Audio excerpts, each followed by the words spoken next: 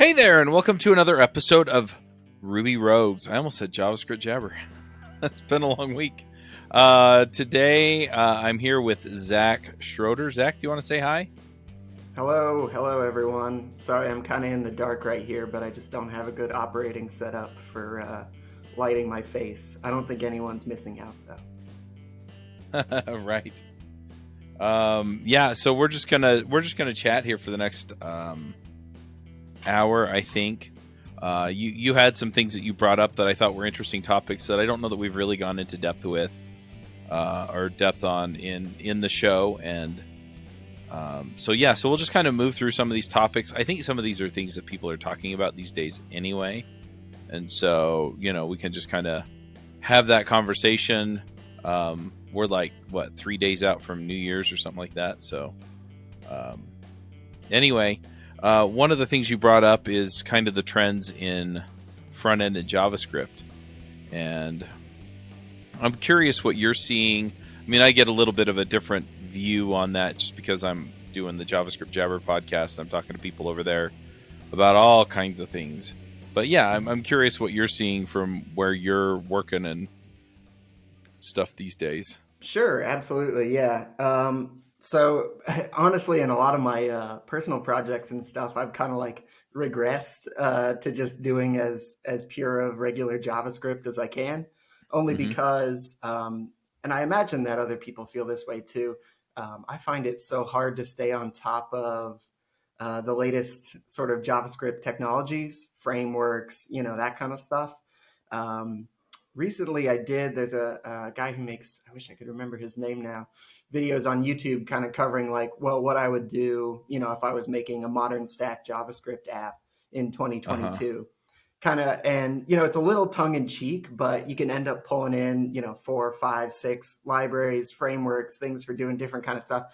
And what I guess my question for you and for other people out there is like, one, how do you stay on top of all the new stuff coming out? Do you just find something you like and stick with it?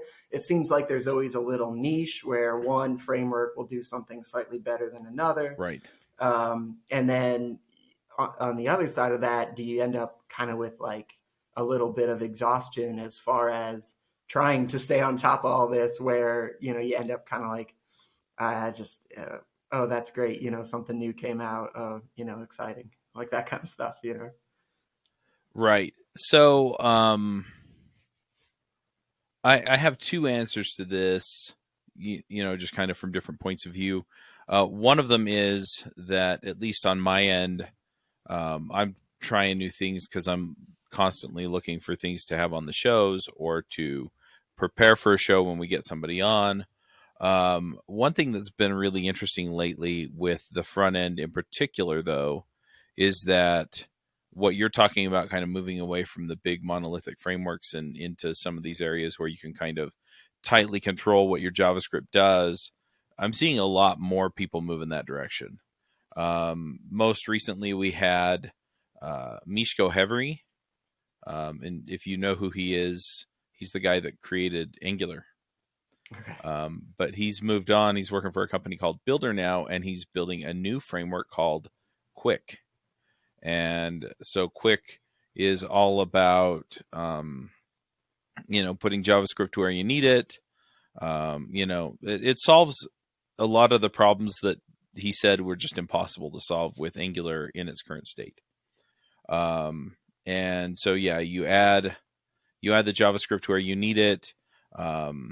You can, it works for server-side rendering, but, you can, resume the JavaScript or execute the JavaScript on the client when it comes up.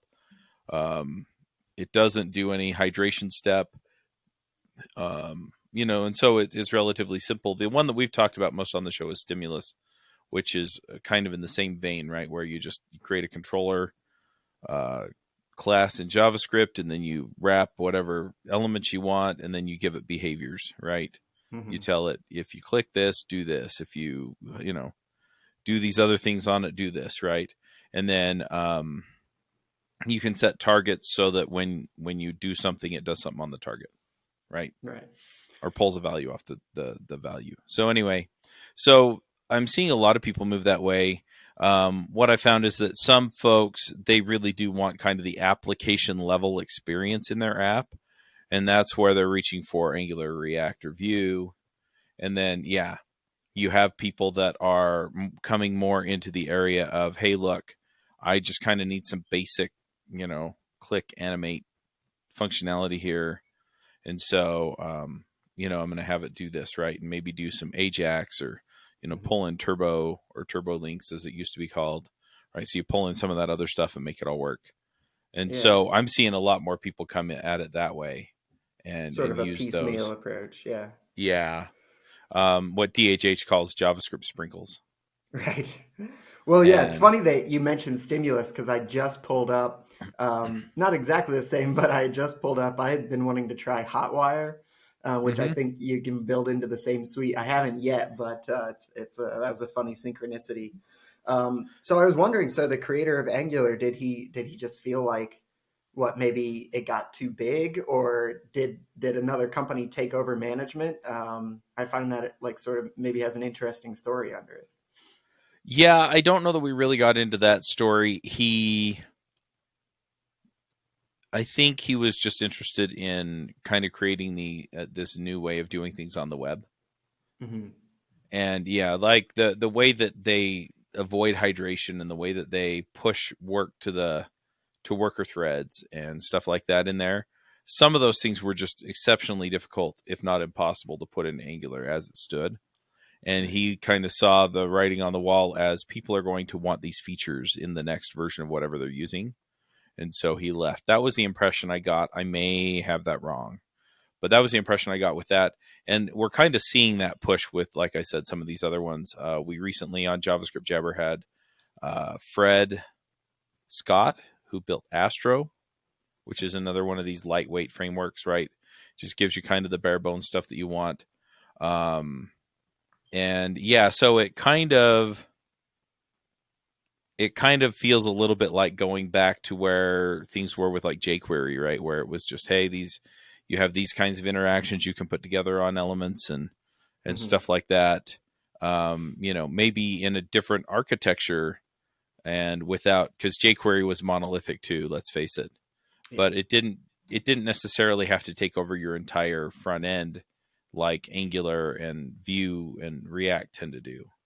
And Right. so that's kind of the difference. And so people are looking at it and going, I can have this tiny bit of functionality and I can maintain it as a tiny bit of functionality, and I don't have to create this massive set of functionality and features to manage the whole dang page and to manage some kind of global front end data store thing that I have to go and make sure that it's all in the right state at the right time and that everything reacts to it the right way. Right. Exactly. And But yeah, that's if you're something that. building the full application experience and you've got multiple targets to update and stuff like that, maybe there is a right place for that, right? I'm not saying there's not, but for most of the stuff that I'm building, yeah, it's like, oh, I need this to just act a little different. Excuse me. So one of the examples is on top end devs. If you purchase something from us, like you purchase a course or a conference ticket, both of those go into a purchase class, and it has a polymorphic relationship to whatever you bought, right? Mhm. And so the idea being, if I want to assign you a purchase right, so something goes wrong and I need to manually add your purchase in, I select what type it is, course or conference, and then it will go and do an end run to the server and say, what are all the courses, and bring those in and set up the next select box so I can select the right thing. Right. And so, it's tiny bit of functionality. I don't need anything fancy, and I don't need it managing the entire page. Yeah. Yeah. The weight of the framework, and this applies and to, Ruby frameworks for web stuff and for gems and everything. It's like um, you get to a point where it's like, okay, this has some functionality I want, but it's also going to bring in all this extra stuff that I don't need. And, Hmm. could I find this same functionality or roll it myself without, bringing Right. that in? So, yeah, JavaScript frameworks, Ruby stuff. Uh, that's kind of how I tend to think about it too. I actually really haven't been keeping up. I mentioned that, when I've been doing web apps recently, I just use Sinatra for the back end. Still works really well, and it tends to follow my thought process, which is just spinning up Mm-hmm. a lot of quick little, access points and stuff like that. I really haven't kept up in the last couple of years. Now that I'm not doing it for work with Rails, Mm-hmm. I just pulled up the website and it seems like they're still full steam ahead. Last release was in Oh yeah. September. I was wondering, not that you can say that much about like language usage and framework usage and stuff like that, but it makes me wonder if Rails is still sort of like maintaining the market dominance that they held, in terms of large scale Ruby based Mm-hmm. applications. I think yes and no. And this is a conversation that I have just about Ruby usage in general with a lot of people, because they're like, well, looking at Ruby, like the market share isn't, it's shrinking, right? Mhm. Well, realistically, though, there are more people coming into dev than ever before. And so, as far as, adoption and stuff like that, Ruby's holding its own. It's just, you know, you have a lot more people coming in through boot camps and other places that are teaching them other languages like Python or JavaScript. And so, it's the same with Rails, I feel. I've been talking to a lot of people lately who have been moving over toward Hanami. Um, I haven't heard of that. yeah, it's a little bit different framework. Um, it's let's see, it's a little bit better or more widely used in like European markets, not in the U.S. Okay. And Cool. it's really interesting. One thing I want to do, because I have to admit I have looked at it, I have not Mhm. used it. We've done some shows on it, and what I want to do is, and they just barely released Hanami 2, which solved a whole bunch of, um, I wouldn't say there were like problems so much as just uh, things that were inconsistent or things that were harder to use. They made them easier to use. I think it got a pretty healthy performance boost. Um, and so, yeah, it's pretty awesome. Um, but yeah, if I'm hearing about any framework out there more as much as Rails, it's Hanami. Nice. Um, and yeah, I'm trying to remember. So they use ROM for their CRM, and so it's a little bit more kind of functional um, setup than like Rails, which is, you do it through inheritance and you have all that other stuff going. So Hmm. um, anyway, but Rails is definitely holding its own. The difference I feel, at least between like Rails and something like Sinatra, is that Rails kind of has ready-made places for most of your code to go, and in my case, it runs fast enough. Right. Um, but recently, I've been reading Clean Architecture by Uncle Bob, Okay. Hmm. and he the chapters we just covered. I'm actually doing a book club. You can go join the book club at topenddevs.com/book club. Nice. We're about halfway through the book, and anyway. So the latest chapter, he talked about deferring as many decisions as possible. Hmm. And so just kind of thinking about that and how that all works, that's one thing I really like about something like Sinatra, right? Is that you kind of start with bare bones, or Rhoda is the other one that I really like. That's kind of the really low level, hey, this serves web stuff, right? Right. Um, and so I really dig that, in the sense that I can defer decisions. I don't have to pick a database. I don't have to pick, I don't Hmm. have to pick an ORM. I don't have to pick nothing, right? I can just serve pages. Yeah. And so then if I wanted to build something on top of Sinatra, like the example they used was Bob and his son Micah, who's also a cool guy. Um, they use they built a wiki, right, that was built on top of Fit, which was built by Ward Cunningham, I think. Anyway, So Fit was this testing thing, and they built this wiki on top of it that you could put your test cases in, which is really cool. It's called Fitness. But the first thing they did is they built um, the rendering engine that translated their wiki markup to HTML, right? And so they didn't have to solve any of the other issues, right? And so if I was going to put something like that into an app, I could just drop it on Sinatra and say serve the HTML, right? Mm-hmm. And then I can pick the database when I get around to persistence, or I can pick a JavaScript, front end tool or framework when I get around to, hey, I want these features in it that need it. And I'm really liking that approach to architecture. Rails makes a lot of those decisions for you up front. Mm-hmm. The flip side is if you're comfortable with the framework and you don't want to ever have to make those decisions, it's a nice tool to use. So, Yeah. but yeah, as far as the market goes, I think Rails is still the dominant way to build web apps in Ruby. I see stuff in, like I said, typically it's Hanami, but Hanami is still pretty heavy-handed as opposed to something like a Sinatra. So, Right. and I see people spin stuff up on a Sinatra or other rack-based system fairly frequently when they know they just want something small, fast, and internal.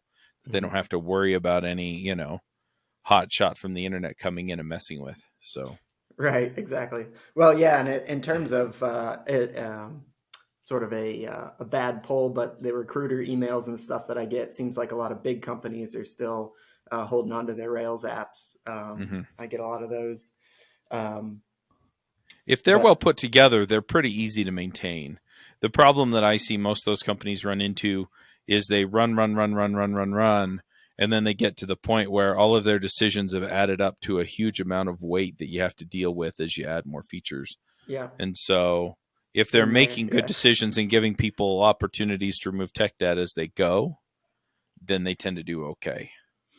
Yeah, I won't mention the company, but the one of my first jobs out of school was on a very large monolithic Ruby on Rails Hmm. app, and it was very much like that. You're following, hundreds of lines through the stack trace, trying to figure out which Right. version of this thing has, Uh-huh. has the monkey patch Yep. in it or whatever. So, Yep. Oh yeah, and that's always fun too. Is they monkey patch something, and then you're really just going, mhm. okay, so this isn't the string class that I Yeah. thought I had, right? Just like standing up and screaming, "Who changed string?" Trying to Yeah. find. Please don't do that. People, please don't do that. I actually did find a reason, again, personal project. No one else was looking at it, but reason to do that recently, and I forget what it was, but I put something into string. Anyway, I still find Ruby to be like the most enjoyable language to write. I've dabbled in Python mostly for microcontroller stuff, Raspberry Hmm. Pi, etc. But whenever I'm starting up anything, and I'm a habitual project starter and like an Right. almost never project finisher, I always just jump to Ruby because it's so comfortable and succinct. And even though mostly what I'm doing is, well, except for that little gem I made, I ended up doing quite a, it's 100% just pure Ruby, down to basically, when you're generating sound, you have a sample rate, you're plugging in just a float or an integer for each individual sample.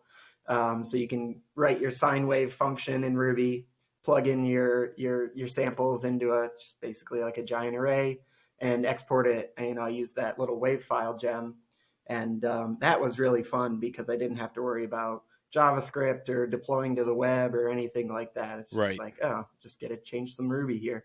And actually, honestly, that was my favorite project I've ever done because one, I basically sort of like finished the first version of it, Hmm. and two, is the first project I've ever done where someone actually commented on it, brought up an issue, and helped me fix an issue.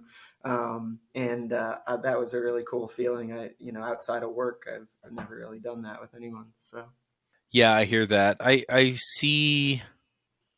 I mean, some of the other advantages I see to Rails are that they have the front end build systems, right? So you've got sprockets or import maps or Webpack are kind of built in.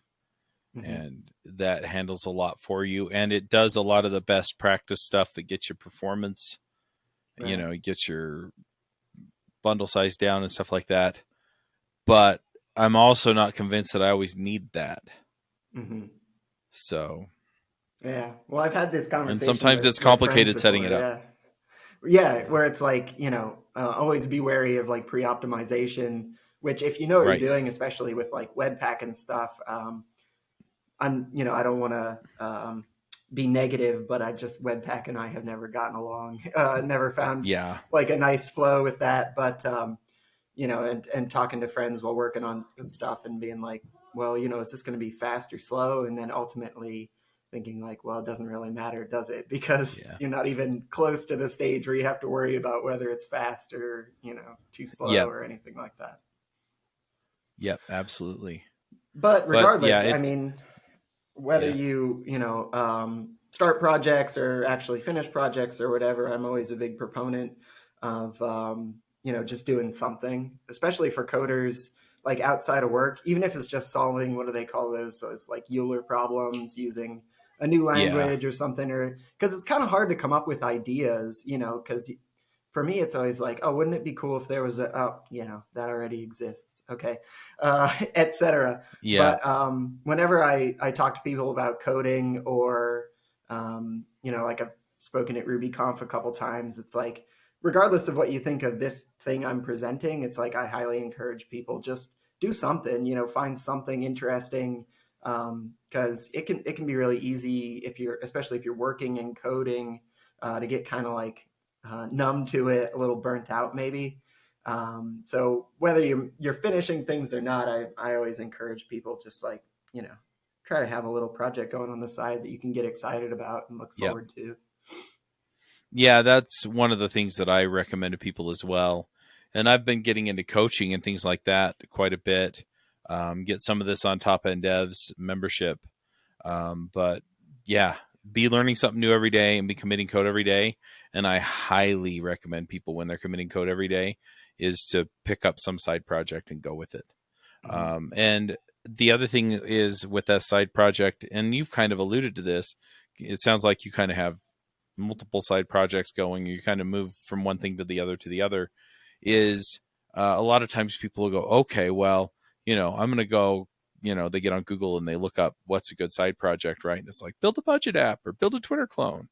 Mm-hmm. And people get into it and then they're just like, it's just not exciting, right? Boring. Go Yeah. do something that's exciting, right? I mean, what else do you want? Do you want a website where you can post your drone footage, flying it around your neighborhood, right?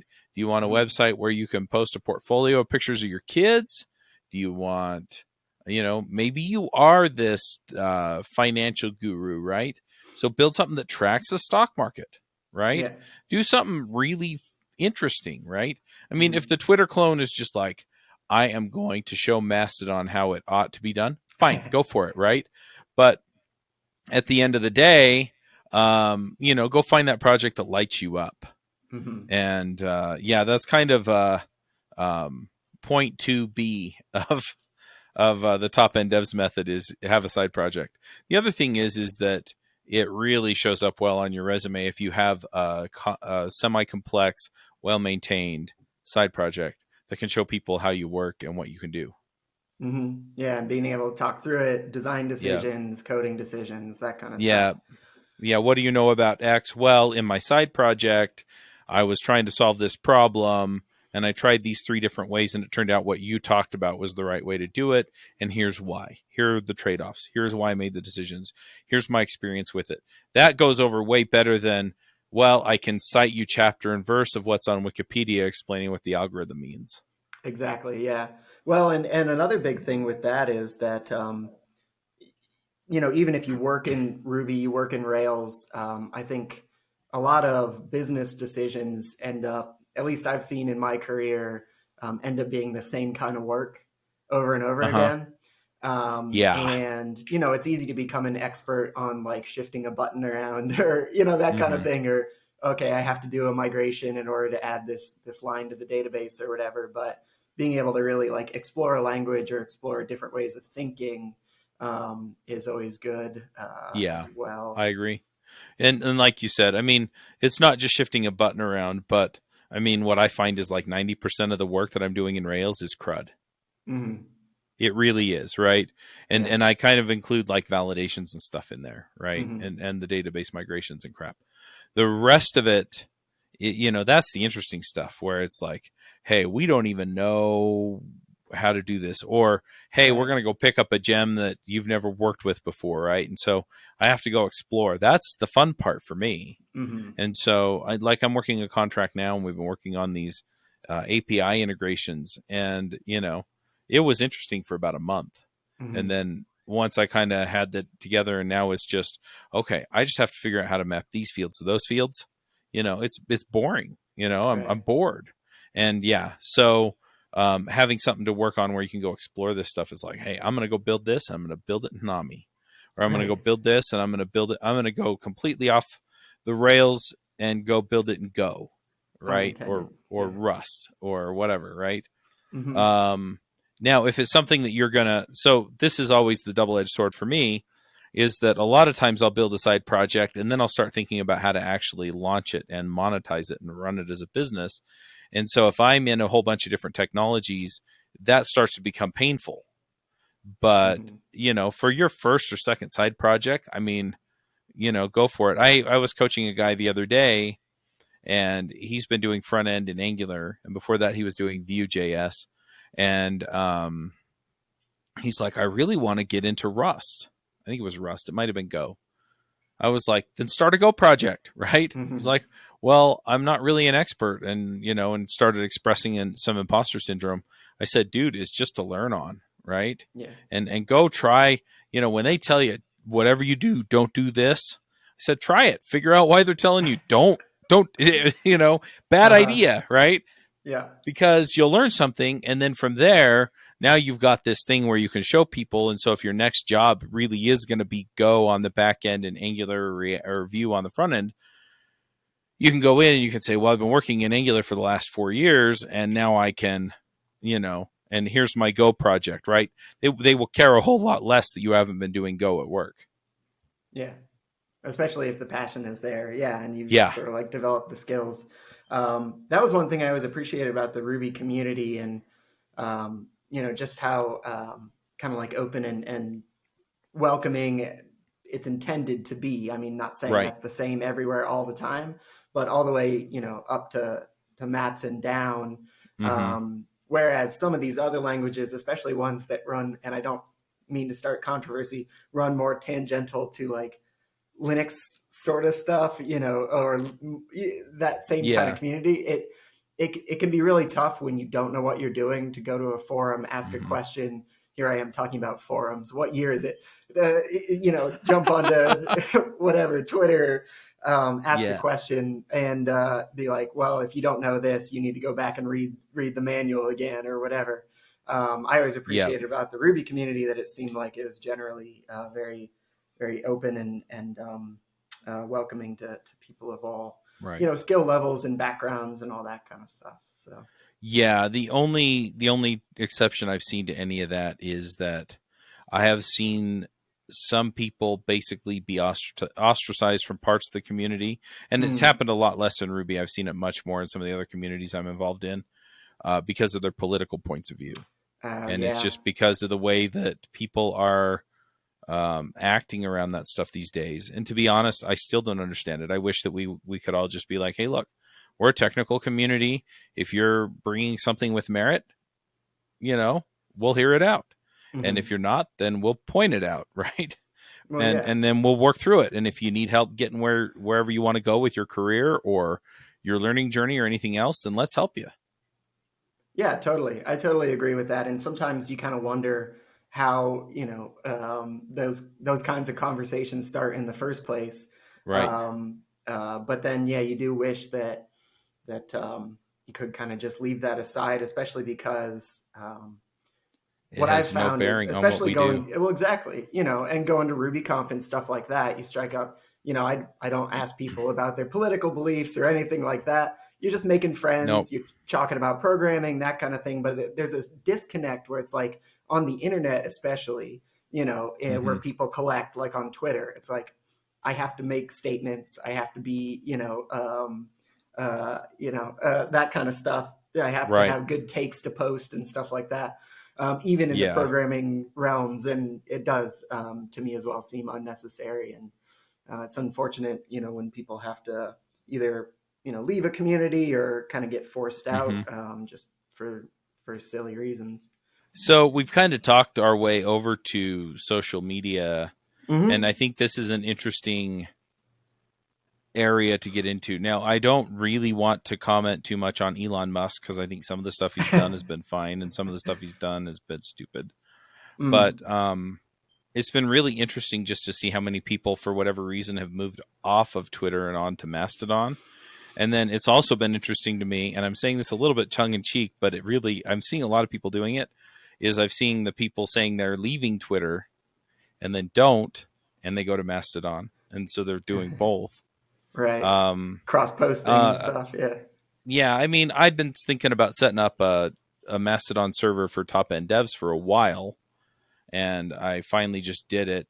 There's an image you can pull on DigitalOcean, and you just deploy it as a droplet, and it runs your Mastodon for you. I Oh, need to got it. figure out how Okay. to upgrade it though, because the version I got was Mastodon 3.6, I think, and they're on 4.0 plus Hmm. now. So I'd like to upgrade it, but Yeah, I'll be honest. I know so little about Mastodon, and the recent hubbub has not sparked me to like do any research into it or anything. My understanding is that there are individual communities that sort of like operate their own server or their own yes, instance of this thing, and then the instances can talk to each other. yeah, they federate. You can block other instances, right? So if somebody decides they don't like people, or the administrators on your server, Hmm. they can block those servers, and they won't, they won't show up on that server, right? Because Right. I still load Mastodon off of my own server and stuff like that. Hmm. But to be perfectly honest, most people just turn it on and let it fly. And so all you really have to know is which server do I want to be on, Right. right? You have to like pick a And home or whatever. yeah, basically, and then you can post from there. Some of them are somewhat topical, so there's like a webperf.social and a ruby.social and stuff like Okay. that. Uh-huh. And so the nice thing about that setup is that, like on a ruby.social, you would imagine most of the posts are going to be Ruby related. Hmm. Now, I don't think they enforce that, Right. right? Because the admins they could enforce it and kick you off for not for posting non-Ruby stuff. Hmm. But I haven't seen any Mastodon instances doing that kind of thing. I've seen Mastodon instances that got popular and had to kick people for abusive behavior, but that's different. Right. Um, It's but funny, the names, it's sort of like almost a callback to like IRC stuff, right? Having, yeah, your news channel name and stuff like that. yeah. So yeah, but then you can look at the local posts is what I was driving at. Hmm. So you can Okay. look at federated posts, which is the whole internet, or you can look at local posts. Got it. And so, um, if your local posts are all topical to whatever the server's about, then you're likely to get a lot of good stuff on that. So, Hmm. you know, for that, I don't know how actively that really pans out on ruby.social. Yeah. You know, That's topenddevs.social, I'm planning on adding accounts for each of our shows and then having those populate, off of the RSS feeds and other stuff. right. And But it almost yeah, like, that brings up an interesting, well, at least in my mind, I'm thinking right now. So let's say, you have a DigitalOcean instance or you're running your own hmm, server or whatever. It's almost like trying to take, the big thing with Twitter is like, how are they going to make money? They're hmm, losing all this money. Are they going to start charging for this and that and the other thing? I guess one way to address having a large scale service that is not monolithic is defraying the cost of people who can afford it. So, right, if you're running your instance and paying $100 a year or whatever, that's a certain number of users that are accessing it through you, basically. hmm, Which is interesting. I've kind of wondered about that in terms of,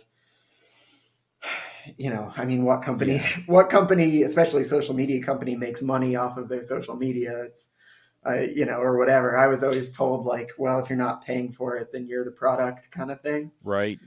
Yeah. Um, And to a certain extent, that's true. I mean, Facebook makes money. they're profitable off of Facebook ads and stuff. Mm-hmm. And it's because companies can make a fair bit of money by advertising products you want to you. Right. And so, yeah, that works out. One thing that's interesting though about specifically the Twitter/Mastodon debate is, so one of the things that Elon Musk has been doing is he's been dropping documents from internal Twitter about some of the censoring and stuff that they were doing, right? Yeah. Mm-hmm. And to the extent that it was just Twitter or Twitter employees doing it, I mean, I don't like it, but that was completely within the purview of Twitter's right to do what they want. Mm-hmm. But there's been a good amount of evidence come out that the government was actually coercing Twitter, right? They were actually directing Twitter on some of the people that they censored and some of the topics that they censored. And that's deeply concerning, right? And yeah, so, well, we were always told that wasn't happening and wasn't supposed to happen, right? And it turns out that it was happening, and that I don't think it's continued to happen, because I think Twitter, for the most part, has quit doing some of that stuff. I think to a certain extent they have to do some censorship, right? We're not going to let kid porn on here anymore, which was another big, tranche of files they, stuff like that. I mean, there was some pretty nasty stuff going on there, but if you decentralize it, then if the people who run the server that I'm on decide they don't like my political leanings or the types of things that I am saying, right? Mm-hmm. They object morally to it or whatever, and they remove me. The nice thing is that I can then go find another home, right? Mm-hmm. And so if I'm, and I'm not posting anything that's abusive or whatever, right? Mm-hmm. And so if they just decide they don't like me for whatever reason, right? They don't like the way I look or the way I talk or anything, right? They can kick me off because they own the server, and that's totally within their rights. Mm-hmm. But then I can go and I can start my own or run my own or be in my own spot, and it'll federate everywhere. And then, yeah, the people who don't want to get my stuff can just block me. Right. And so I'm not left out in the cold, due to political or other things coming in. And government actors have to go now and play on every server in order to get viewpoints censored, as opposed to this other stuff. But we've kind of gone on a tangent a little bit. I think the main discussion as far as the Ruby community goes is that we're kind of in this weird place where a lot of stuff is still on Twitter, but not everything. Mm-hmm. And so it's, okay, how do I use social media the way that I've used it in the past to connect with people and to get help? Yeah. What's funny about that is that I've never, and this is, I'm not that old, but sort of like growing up. You look like you're younger than me.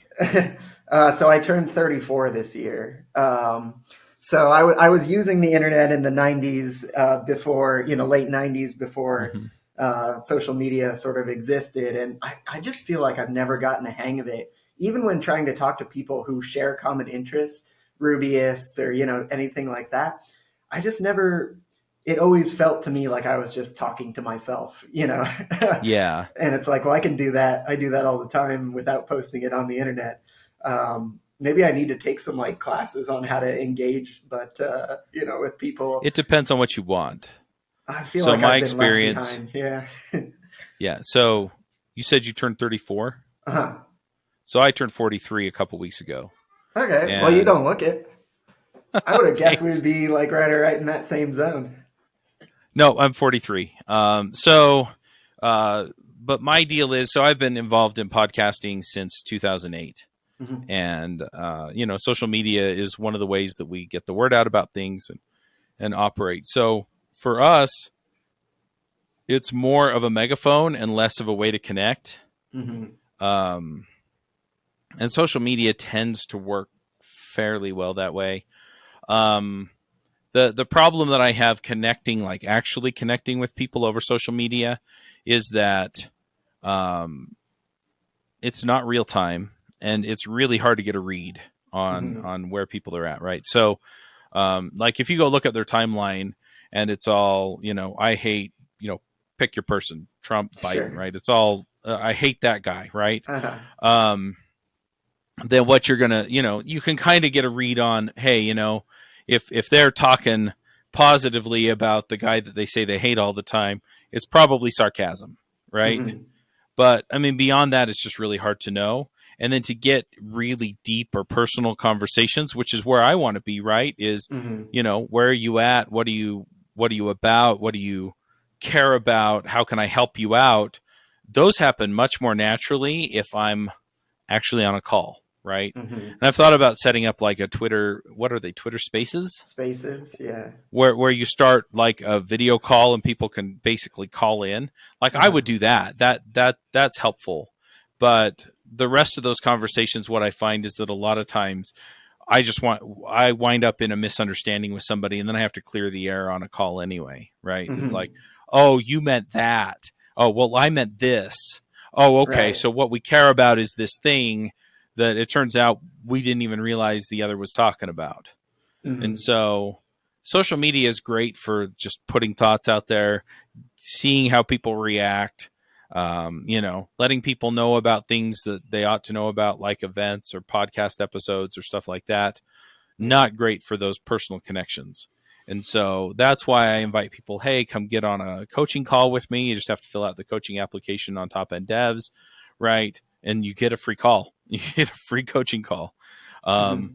But or things like that, or I'm trying to figure out and just set a time every week, or 2 times or 3 times every week, where I do Twitter Space and just bring people in and talk to them, because that's where I feel like that connection is. And so to the extent that you can get that kind of feedback and that kind of positive interaction, that's where I feel like the real power is.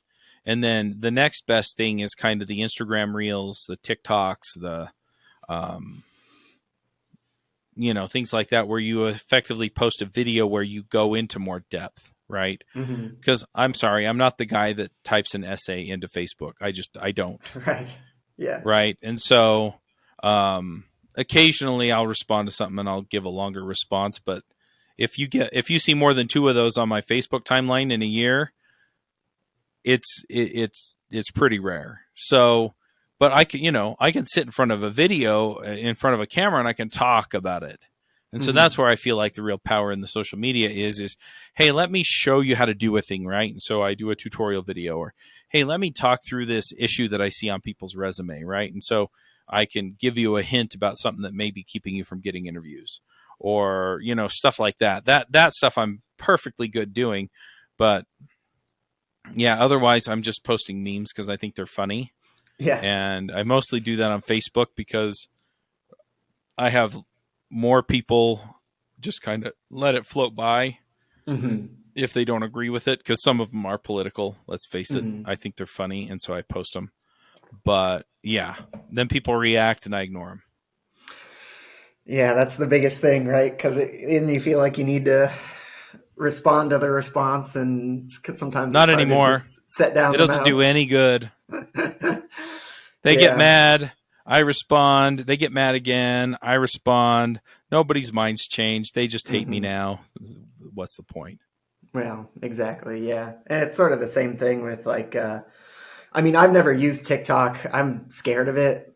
I don't think I ever will. It just seems like one of those things where I find it hard enough. YouTube managed to hook me in a couple times, like showing me streams of their like Mm-hmm. shorts or whatever.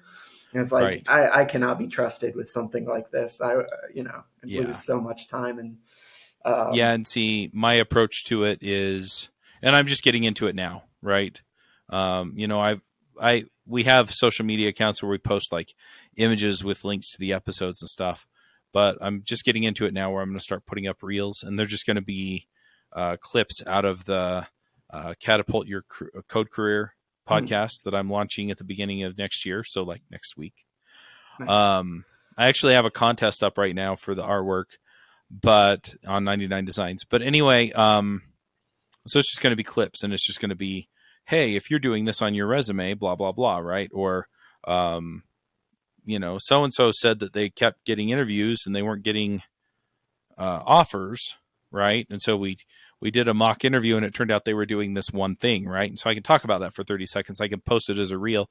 So I'll just have my editor clip that, and then I'll just stick it on my phone and push it to Instagram, TikTok, Facebook, Twitter, and YouTube as you know, as a short, and just kind of make that go. And you know, like the Instagram and TikTok, they want kind of the portrait phone orientation. I think YouTube Shorts, they don't. Right. And so they'll just edit them to the right size and you know, make it all good to go, and then I can just download it to my phone and then push it up, because I think Facebook Reels and Instagram Reels you have to do from a mobile device, a phone or a tablet. Yeah, that's funny. I had that experience recently with someone taking a group picture, and you know, it's just the silly thing of like, well, just, you know, turn the phone to landscape mode, and they're like, well, no, because it wouldn't look as good on Instagram or whatever. Right. So we have to fit into the horizontal or the vertical frame rather. So thought that was funny. Yeah, I've done plenty of cleanup that way. I use Canva pretty heavily. Right. And by I mean my team uses Canva pretty heavily. So they, you know, all of the, like with the album art and the host picture and stuff, that all goes into a template in Canva, and then they post it. And so Canva will resize stuff to the right size for you for the images. Yeah. And that's pretty nice. And you can add text and all the fun stuff to it. Yeah, I've heard a lot about that, but I haven't tried it before. I think they have a free tier, so you might be able to get in and try it without having to pay for it. Need to start making some banners or flyers or something like that. Do you remember way back in the day where like not just sort of the nostalgia for like coding up your HTML, you know, web page or whatever, but also just everyone kind of sucked at designs. So it's like it was very democratic in the way that you could knock something up in like Paint or whatever. And you know, since everybody was kind of on the same level, I feel the same way about video games too. But you know, I kind of miss that, because people do get really hyper specifically good at, you know, Instagram stuff or you know, all this kind of stuff, and it's like, man, anything I'm gonna make is just gonna look terrible in comparison. But well, and that's, I don't know. I mean, some of the stuff I wind up doing myself, and some of the stuff I hand off to somebody else, right? Yeah. And it just depends on what level you want to operate at. But yeah, I see people and they post this amazing looking stuff to Instagram, and I'm pretty sure they cleaned it up on their own. Yeah. Well, we can, you know, we can bring that full circle back to code too. I run into that problem a lot where, you know, you mentioned imposter syndrome when you were talking about something before, that, and just generally just having like, it's like, man, this guy is so much better than me at this, and my friend is so much better than me at that. And it's sort of like this negative inertia where you just never get started because you sort of like sabotage yourself.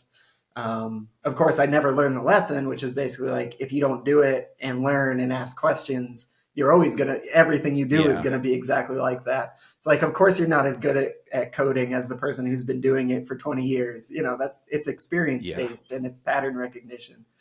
But I still, it's so true. Yeah. So true. And I tell people to start ugly all the time. That being said, in terms of stuff I'd like to try in the near future, besides going back to update that little music gem that I made, I recently saw, and I'm sure you've heard of it, it's probably been around for a long time, but I don't get that much coding news. Have you ever tried or seen F#, which is functional running in like .NET? Yep. Never used .NET at work or at home or anything like that, but I was looking at F# and I thought that looked kind of fun to try to mess around with. Yeah, it's some cool stuff. I haven't done a ton with it. My experience mostly comes down to, so pre-COVID, Microsoft was putting on in-person conferences, big ones, right? They had Microsoft Build, Microsoft Ignite, Microsoft Connect. And I got to be friends with the guys that were organizing the, hey, we're going to bring podcasters out to interview people. Nice. And so I got exposed to a whole bunch of the Microsoft ecosystem. It's cool looking stuff for sure. It's definitely not anywhere on my to-do or to learn list where I'm ever going to get to it. Mhm. But yeah. That and what's the other thing they have? It's like .NET MAUI, where you can Hmm. multi deploy to like iOS, Yeah. Android, Windows. I guess there's no Windows Phone anymore, but Yeah, it came a lot of that came out of Xamarin. They okay. acquired Xamarin. And Oh, right, and they were Xamarin had already all of that doing. running on Mono. Hmm. And Mono was also maintained by Xamarin. And so when Microsoft acquired Xamarin, they basically made Mono like they merged it with .NET Core and open sourced the whole thing. Nice. So It so seems like they've yeah. made some cool decisions in the last what, like 5 years or so, Microsoft, in terms of Yeah. kind of charting a So direction, getting into open source, that kind of thing. yeah, they hired Satya Nadella as the Mm. CEO, and he pushed through a whole bunch of open source initiatives. And it's been really cool, and I think Microsoft has benefited greatly from it as well. Hmm. And for them, that's more of like a community building kind of thing, Hmm. right? Because whatever money they're Yeah, spending on doing that development is just to get people to positively associate with Microsoft yeah, and that kind of thing. yeah. And that was one of the big strides that they made, was that a lot of people were kind of turned off by the Windows only, closed source, Hmm. do it our way or no way type of work, and a lot of so in a past life, like 20 years ago, I worked for Brigham Young University. I worked in their operations center and then as a sysadmin while I was finishing my degree there. And they, yeah, a lot of the stuff that they had there, they were just kind of locked into Windows for whatever services they were running on it. And yeah, it was expensive and it was painful. And so they alleviated a lot of that and also allowed a lot of it to move to Linux and stuff, right? And still be Hmm. .NET. And then just having that compatibility with Active Directory and Windows saved that, I think it brought a lot of people back to Windows because it was, hey, there's pain here, but I have options, right? They're not trying to lock me into this. Exactly, yeah. And if you can work on that while maintaining, your Linux chops or whatever, if you're working in systems and that kind of thing, then even if you Yeah, don't necessarily want to work with Microsoft products, you can at least, do both, as opposed to, I can only do Microsoft at right. work or whatever. But yeah, I'll be honest, I really love coding and stuff like that, but I feel almost like that was like a happy accident, because I'm actually pretty computer illiterate in terms Hmm. of like IT stuff. Even at work, it's like I'm the guy who's like, this, this button doesn't work or whatever, or I can't get this setting to change or that kind of stuff, because Right. I sometimes I feel, um, like a meme almost, because I know so little about um, operating systems and that kind of stuff, where it's just like, that should just work for me so I can write code, as opposed to, learning the whole system top to bottom. Yeah. So I have one other area that I'd like to discuss with you, and then I think we're going to Sure. move into picks. And this is also just talking about kind of the directions that the technologies go in, and adoption and things like that. Because Microsoft did that fairly well. I worry that Ruby isn't doing this in some areas that I think are growing and changing, and I worry that I don't know where that leaves us. Right. So Mm-hmm. one of them is data science, and then related to that are like AI, blockchain, machine learning. Um, there's one other area I was looking at. I think IoT has kind of dropped off its radar, and I think Yeah. IoT is going to be another big area. And so I'm wondering, where do we go from here as far as that stuff goes? Like, I found, just doing a quick Google search right now, I found this data science with Ruby, but basically what it is it's got bridges into like Python and stuff so that you can you Yeah. can run your crap, write your stuff in Ruby and then run it Through the in Python Python. libraries. Yeah. That's an Yeah, so interesting way to do it. I don't know. I mean, I feel like this is one area, everybody got really wrapped up around concurrency for a while, and I think that was an Mm-hmm. important step forward to build in some allowance for that. But I want to see Ruby move into the machine learning and data science areas in particular. Yeah, yeah. Maybe blockchain is another one that's kind of math heavy, and so a lot of people do that in Python as well. And it seems like, at least from my experience, and so I got my first job in Ruby and with Rails in 2011. And so it really hasn't been, that long. I mean, Ruby was really and Rails was really on the upswing then. But to me, it always seems like it's been very much community driven. And there were a lot of big personalities that also happen to be like really good at starting projects, generating, an audience, getting people involved and that kind of thing. Um, and then maybe these days a lot of those people now having moved further in their careers or having other interests and stuff like that, of course, there's always people trying to do stuff, but uh, maybe it would be a good idea for the core group to kind of like create these initiatives then, because yeah, as much as maybe it's not fair, and maybe you might disagree, I feel like programming, especially like modern stuff, is very um, not fad but trend driven, Mm-hmm. and having like a really nice data science library for Ruby that could compete with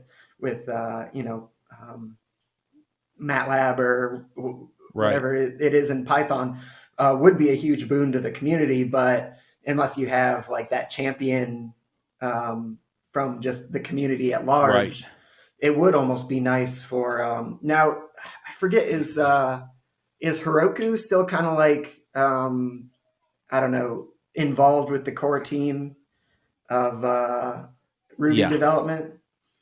Yeah. I I think haven't. Matt still works for Heroku/Salesforce. It would, and that might be a path forward. Just be like, these are a couple initiatives. It's going to bring in a lot of support, and then once you get those people into the community, then they can help with open source. But yeah, man, especially seeing how the internet. I was about to use a phrase that you use buzzwords, and it bothers me when I do it, but it made the internet blow up with the chatbots, the latest like Yeah. The Chat GPT stuff. GPT. I mean, Yeah. people love that, and of course that would be a great draw if you had a library that even if it was through extensions to C or whatever, you could add that to your Ruby projects. That would be, I think, a big draw and something really cool to play with. But Yeah.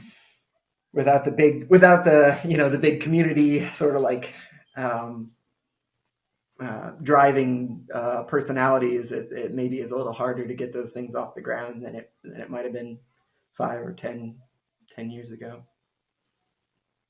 Yep. But yeah, I haven't tried it, but apparently some of those programs can write code for you, which I've seen screenshots. You never know if screenshots are, but apparently one of these things can like, you can tell it what you generally want to build, and it can like make it and then talk you through what each part does or something like that, which sounds pretty cool to at least to play with or whatever. But I don't know, in terms of what that means for the future of ML or programming jobs or whatever. I don't know. Cool. Yeah. I just, with Heroku, that was another thing I just had to log in because I'm using the Ruby Central CFP app Mm. for the online conferences, and I got on and realized that it was down, Oh, and it looks like they deleted my database because they got rid of the free plan for the database. oh no. And so, Well, that's the best um, strategy, right? Just nuke it, nuke them all. Um, well, I logged in and there was a big warning flag on there, so it's probably been that way for a little while. But yeah, I'm kind of tempted to just move it off onto a DigitalOcean setup, and yeah. I know then I don't have they to worry about it. they work with a lot of languages, but I've loved using Heroku when I have in the past. Whether just Yeah, like it's definitely super easy. So I mentioned that like stuff, the more computery side of stuff. I mean, I've set up web servers running just like on EC2 or whatever. Uh-huh. But it's always like pulling teeth for me, getting the like Nginx set up and then making sure the data everything's running properly and talking to each other and stuff like that. Yeah. Um, I even got to use Heroku like work-wise once, which was great because the money to pay for more dynos and stuff like that was part of the expenditures, and it was really nice to use that because you could just like pop in, see, oh, is there anything wrong? Oh, we got to spin a couple extra dynos up or database connections or whatever. Really nice service. Yeah. Yeah, I mean that's one thing that I've really liked with what I've done on them. I mean, they used to be free to a certain degree, certain extent, but it's nice because I don't have to go fuss with all the ops stuff, right? It just mostly runs. Mm-hmm. So, yeah, anyway, definitely not much of a DevOps person. Once again, I know I could learn it. I would have to sit down and like be astute and learn the stuff that I don't know. But of course, it's much easier to just say, "Oh, no, I don't understand that," or whatever. Yeah, there's a lot that. of that. So I got my start in my technology career working in a data center. Mm-hmm. And so, I had to learn how to SSH into the machines and, work on the command lines. And some of them were using Bash and some were using Fish and some were using K Shell and Z Shell. And so, I'm fairly proficient with a lot of the command line tools and with a lot of the ops and DevOps stuff, just by nature of doing that and then being a sysadmin. Yeah. In various capacities. Yeah. And so it's not something that I've ever shied away from, but I will tell you that it is something that has always served me well moving from job to job because I can easily navigate through and set up whatever it is that we need. Right. And in a lot of the places I worked, I wasn't the ops guy, right? I wasn't setting up the production servers and stuff. Mm-hmm. But if we needed a CI/CD server, I could throw together a Jenkins server that lived in our office pretty easily. And I could, I could set up a staging environment pretty easily. I have to say I've neglected some of the Kubernetes and stuff like that at this point, but that's something that I plan on learning and teaching in Top End Devs. And, those are things that if you have those skills, they will enable you to do all kinds of things for the projects you're working on, whether they're personal or not. And if you can do those things, you become infinitely more valuable to the team because you can explain to them what's going on and you can create resources for them that they can't create themselves. Yeah, very good points all around. Yeah, and become like one of the people that other people go to get problems solved and that kind of thing. Right. Definitely. The other areas like this that you can go into, because if ops isn't your thing, don't do it, right? But you should do something. So it could be, Visual Studio Code inside, outside, backward, forward, and sideways, right? And so you can help somebody get it set up and run the way you want. Maybe you don't want to learn Kubernetes, but you can get your head around a Docker Compose file and set up local running. Or, you get to the point where PostgreSQL better than anybody on the planet. Just those kinds of things, because then I'm trying to do this thing and I just can't figure it out. Oh, well, your database does it. Here's how you put it together, right? Mm-hmm. And so anyway, that I'll give advice all day, but Sure, yeah. No, I mean, it's good advice, especially for people who are, in the career hunt or thinking about stuff in the future, what they want to do, in a year or 2 years or 5 years or whatever. I mean, that's very solid advice. Yep. All right. Well, we've been talking for over an hour, so I'm going to go ahead and roll us out. I got a guy at work that wants to chat at 1:30, so we gotta start wrapping up. But it was a good deal. One thing that we added to the shows, or at least the shows that I'm on, so Adventures in Angular, Lucas wanted to. I was doing self promo with some of my picks, and he was like, "Can I do that too?" And he's like, "Why don't we make it a segment?" So that's what we did. So we just, hey, here's what here's what I'm working on, right? So, topenddevs.com. We're still doing the book club. Bob Martin's been coming to those. So if you like Uncle Bob, you want to hear from him about clean architecture, we're doing that through the end of January, and then we're going to move into some other book. I'm still figuring that out. The one that I got requests for from all the other folks that have been doing the book club call is the Domain Driven Design by Eric Evans. And so we might do that. I haven't been able to get a hold of Eric, so I don't know if he will be on those calls, but we can still read them and talk about them. Nice. And the only reason I hesitate there is because it's another architecture book, and I might want to space it out. So we'll see. But we might do something else. Well, yeah. The other one that I'm kind of leaning toward, and I know Bruce, and so he might be willing to come do it, is 7 Languages in 7 Weeks. And I think that would be fun. And so we just talk through, we do the different languages every week. Mm-hmm. But yeah, we'll see. And then I'm putting together the meetups for next month. And then I was also putting together a careers virtual conference for next month.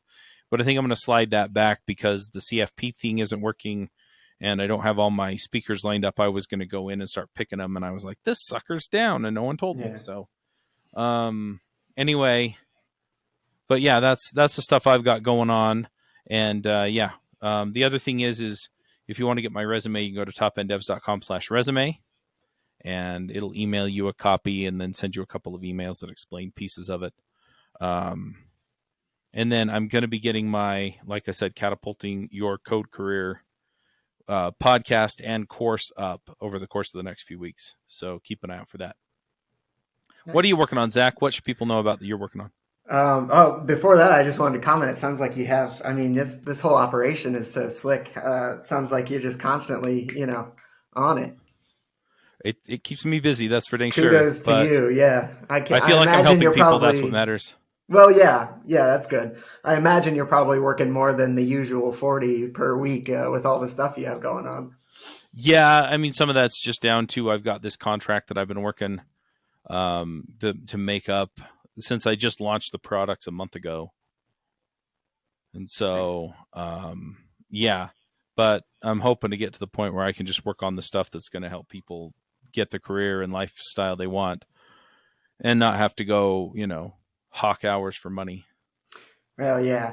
I had a guy who I worked with some years ago, and that was his whole big thing. He's like, as long as you're just trading your time for money, some people are fine doing that, but otherwise you got to figure out some way to, move beyond that in terms of what you're doing on a day-to-day basis. Yeah, that's sound business advice, but for me, I have to be doing something that I firmly believe is doing good in the world. And this is it for me. So, well, honestly, yeah. With all the stuff that you guys offer, it really seems like you're doing it. So, well, thanks.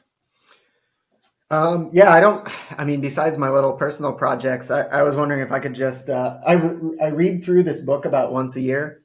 And my son tore the cover off, so it just looks like pages. But the book is called Microserfs. Have you ever read it? Microserfs. And it's by an author named Douglas Copeland. And since we were talking about Microsoft, I'm currently in the middle of my yearly read through. And basically, like, if you have nostalgia for the 90s, or if you never experienced the 90s in terms of software and stuff like that, this book is a fictional book set, amongst Microsoft employees in the 90s. And it's jam-packed full of references to how, stuff of the time. Still talking about floppy disks and talking about, that kind of stuff. The characters have conversations about what the internet's going to mean for everyone. And it gets like pretty metaphysical at some points, but highly recommend reading it. Microserfs is the name of the book. It's been out for a really long time, but like I said, I go back and read it about once a year. I have like 5 books that I read and I just read them over and over again. So that's like the one sort of like technology tangential thing that I'm doing right now, besides, my little hobby typing and stuff like that. Awesome. Mm-hmm. All right. Well,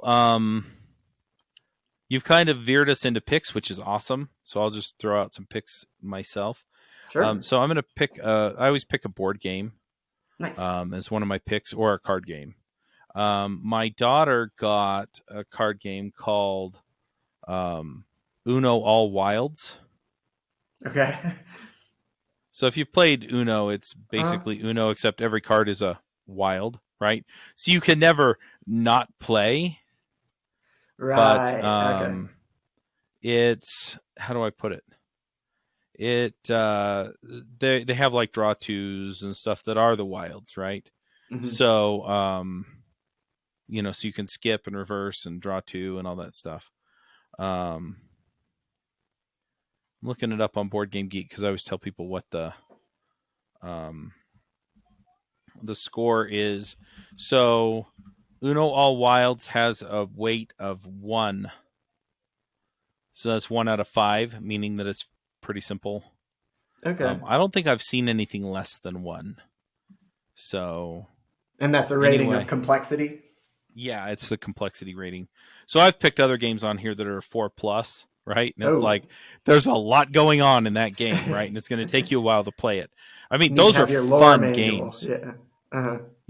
Those are super fun games, but those are the games you have to play through twice just to say, oh, the first time we played it, we did this wrong, and the second time we played it, we did this other thing wrong.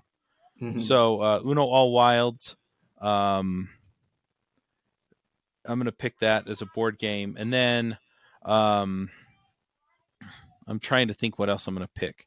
So I did join a group, and this is for entrepreneurs, and I'm looking at putting together an entrepreneurial. I really want to do an entrepreneurial like coders that do entrepreneurial stuff, right? Whether it's courses or freelancing or running a SaaS business or something. Hmm. But yeah, the group that I'm in that talks a lot about this stuff is called Total Life Freedom, um, and it's run by a guy I've known for like 8 years. His name's Vincent, and they just do calls like we do for Top End Devs, where we have 2 calls every week for members, and then the book club and the other meetups that we do. Um, and he's the one that I've patterned my membership off of. But if you're looking at getting um, into entrepreneurship, his group's awesome, and he also has a book. I have to just get him on one of the shows and just talk through his book. But anyway, I'm going to pick Total Life Freedom as well because it's been great, and I know he has room for more people to join over there. So anyway, I'm going to pick that, and then the last pick that I have, I've been using DigitalOcean for a really long time, and I really like their setup. I have to say that I ran things on their app platform, and eventually it just turned out to be too much of a hassle, so I just moved it onto its own server. Hmm. But their stuff is pretty easy to use, and so I'm going to pick DigitalOcean. Do you have anything else you want to pick, Zach, besides the Uh, book? mention my book here. What else have I been doing? Mostly just life stuff, really, in the last couple of weeks, and traveling a Yeah. lot for the holidays and stuff like that. Yeah. One thing I picked up recently, and it's really short, but a game I played on the Switch, and it's been out for a while now. But here, I'll type it in to the thing. It's a game made by an indie developer called Macbat 64, and it came out for PC, I think, a number of years ago now. But he also released it on Switch, and especially if you like Banjo Kazooie or like that throwback kind of N64 Uh-huh. collectathon gameplay. The whole game only takes like maybe an hour to play through, so it's perfect if you have no time at all. But it's just super cute and really well done. And probably the game of the few that I've picked up this year that I could say like I enjoyed that from beginning to end. And that doesn't happen all that often. So those two things, and the other thing I've been doing recently, I found myself in a slump in terms of exercise. Normally I'm running more, but it's just been cold and it's dark outside and stuff, which shout out to the winter solstice. We're on the upswing now, but I've been trying to just Yeah. go for More light. longer walks. Yeah. Mm-hmm. And you can do that at night too, less of a chance of getting hit by a car than if you run or bike at night or whatever.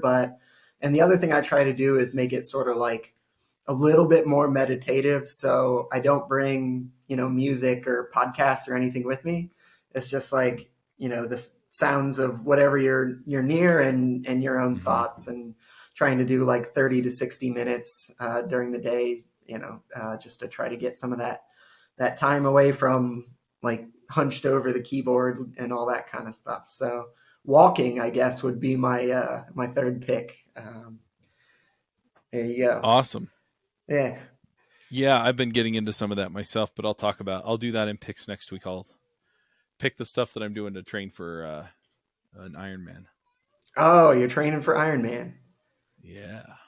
Oh, how's it going? All I right. mean, well, Yeah, I mean, I just got back into it, so I'm mostly tired and sore, but yeah. that's kind of the Well, way it always starts. So, I see we're running up against the time. Well, best of luck with the training, man. I hope it goes yep. well. Yep. Me too. But mostly I'm just trying not to get injured before I have to race. So, I hear that that's like one of the big things with the endurance yeah. stuff is just like trying to stay healthy before you Yep. actually get to the competition. Yep. Yeah. Yep. So, anyway, we're going to have to wrap it up here because I'm at a Sure. hard stop. But thanks Yep. for coming, Zach. I really appreciate the opportunity. It's always fun. And it was a great conversation today, and happy to come back again in the future if you need to shoot the bull with someone. All right. Sounds good. All We'll right. talk to Thanks. y'all later. Until next time, Max out.